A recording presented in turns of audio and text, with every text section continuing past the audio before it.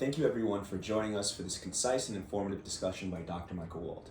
Dr. Wald, you have many degrees and certifications in the areas of nutrition and health, including 2 board certifications in nutrition.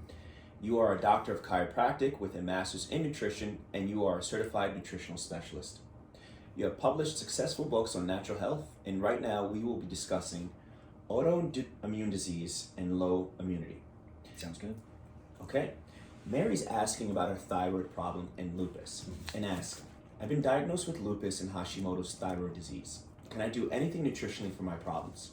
My doctor put me on steroids and thyroid medication.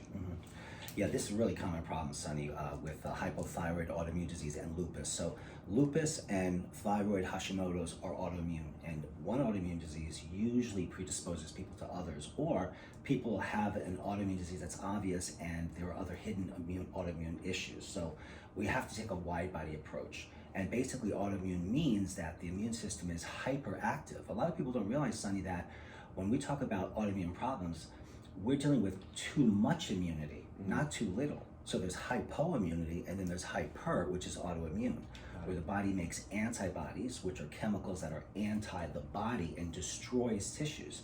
Depending on the definition or diagnosis of the autoimmune disease, it kind of gives you an idea of what tissues. So with Hashimoto's, we know that there are 1 or 2 different kinds of antibodies that attack either the thyroid gland itself and or the hormones or the enzymes that make thyroid hormone. And also, lupus can be in a variety of different forms, but basically, again, we know it's autoimmune. There are various types of markers on blood, like an ANA test and several others that give that diagnosis. And as you mentioned, Sonny, the typical treatments for these autoimmune conditions are steroids or immunosuppressive drugs, for example, for lupus, and Synthroid or other types of thyroid supplements for the thyroid. So the question is, what can we do nutritionally? Nutrition has such a major role in autoimmune diseases. I cannot emphasize it greatly enough. So for example, if the body is being destroyed, these tissues are being broken down by antibodies, if you have nutrition that impacts the repair process such that the repair exceeds the disrepair of the autoimmune, then you actually get a leg up in these conditions. So what nutrition are we talking about? Well, this is the difficult part, but it is something that can be done with the right testing. I could see 10 different patients with lupus and or Hashimoto's thyroiditis, but because of their medical health history, because of their ages, they may be on certain other medications, their fitness, other lifestyle factors. My point is that there's a lot that goes into figuring out what each individual with these conditions need. So they can have very different nutritional needs. One person with Hashimoto's or lupus might need a very high dose of zinc. Another person, their zinc is fine, but really what they need is protein.